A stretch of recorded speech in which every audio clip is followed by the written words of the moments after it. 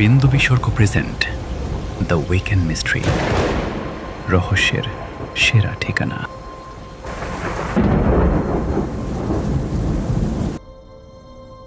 নবাগত লেখকদের লেখা কিছু রোমাঞ্চকর গল্প দিয়ে সাজানো আমাদের এই বিশেষ নিবেদন দ্য উইকেন্ড মিস্ট্রি।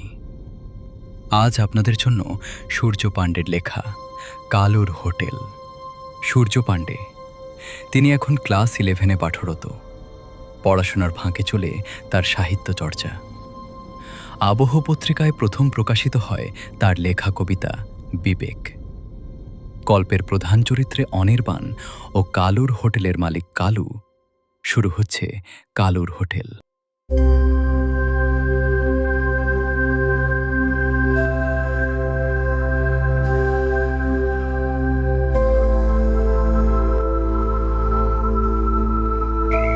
ওহ, কি কক্ষণে যে অমিতের কথা শুনে চা খেতে বসেছিলাম, নইলে কবেই আমি বাড়ি চলে যেতাম। এই বাইকটাকেও এখনই খারাপ হতে হলো। এখনই ঝড় বাদলার রাতে মেকানিকই বা পাবো কোথায়? অগত দেখি একটু এগিয়ে যদি কোনো গ্যারেজ ট্যারেজের দেখা পাই। জায়গাটা এত নির্জন যে নিজের পায়ের আওয়াজও আমি স্পষ্ট শুনতে পাচ্ছি। এদিকে মিনিট 15 লক্ষ্য করছি বৃষ্টিটাও খানিকটা ধরেছে। মেঘের ফাঁক দিয়ে চাঁদের আলো মাটিতে পড়েছে। কিন্তু কতদিনই তো এই চাঁদের আলো আমাকে মুগ্ধ করেছে, কিন্তু আজ যেন এই আলো পথ প্রদর্শক হয়ে আমায় কোনো এক অজানা রহস্যের দিকে নিয়ে চলেছে। গত আধ ঘন্টা হেঁটেও আমি কোনো গ্যারেজ বা লোকালয়ে দেখা পেলাম না। এবার আমার নিজের উপরেই একটু রাগ হচ্ছে। কেন যে তখন অমিতের কথা শুনে থেকে গেলাম না। এখনই নির্জন রাস্তায়, কিন্তু সামনে ওটা কি? একটা সাইনবোর্ড না? হ্যাঁ, সাইনবোর্ডই তো। বৈদ্যুতিক খুঁটিতে বাঁধা একটা সাইনবোর্ড দেখতে পেলাম। তাতে বড় করে লেখা কালুর হোটেল। একটু দূরে যেতে দেখতে পেলাম বাঁশ আর টালের তৈরি একটা চালা। ঘরটার সামনে যেতে ঝাপটা একটু খুলে গেল। ভেসে এরও একটা মৃদু স্বর, বাবু, গাড়িটা ওখানে রেখে দিন, আমি পরে সারিয়ে দেব ক্ষণ। মানে একটু খটকা লাগলো। লোকটা জানলো কি করে যে আমার গাড়ি খারাপ? আগে এটাই কি কালুবাবুর হোটেল? উত্তর দিতে দিতে ভিতর থেকে একজন বেরিয়ে এলো। এগে অধমের নাম নিতাই মণ্ডল, সবাই আমায় ভালোবেসে কালু বলে ডাকে।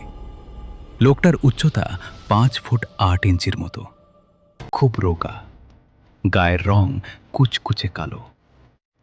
অস্বাভাবিক লাগলো ভদ্রলোকেরা চোখের চাহনি।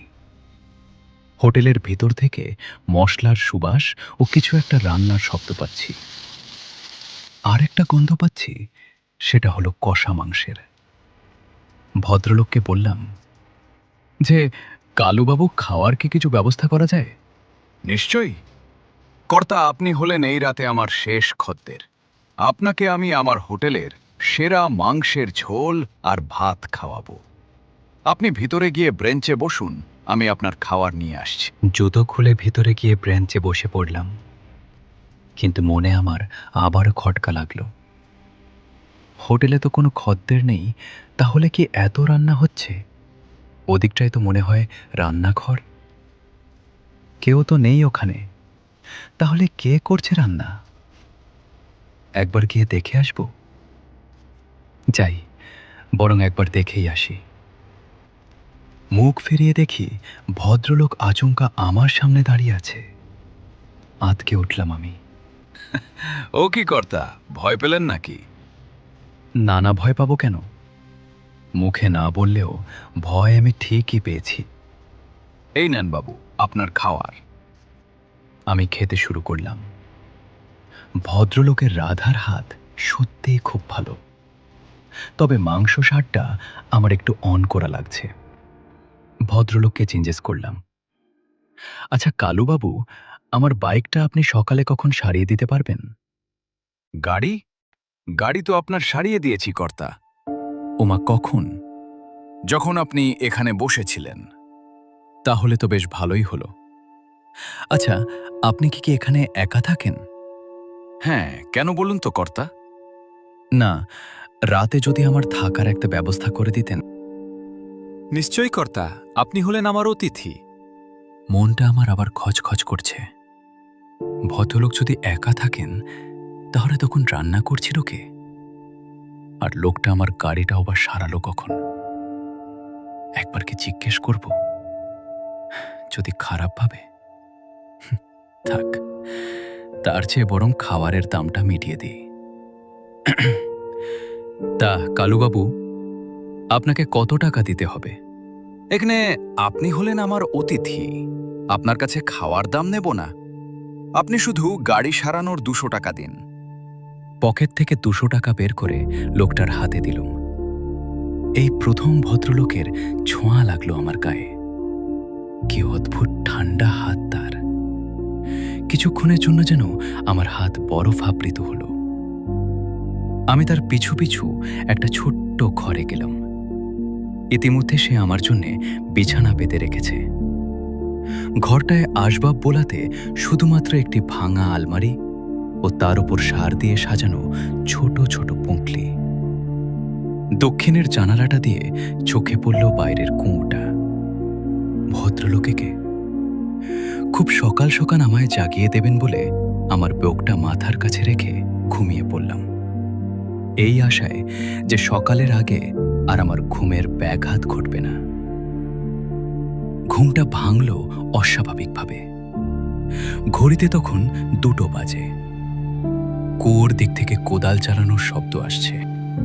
বিছানার পাশে আমার ব্যাগটাও নেই। হাতে টর্চটা জেলে কুয়োর দিকে গেলাম। দেখলাম কালুবাবু অনবরত কোদাল চালিয়ে যাচ্ছেন। আমার ব্যাগটাও ওনার পাশে।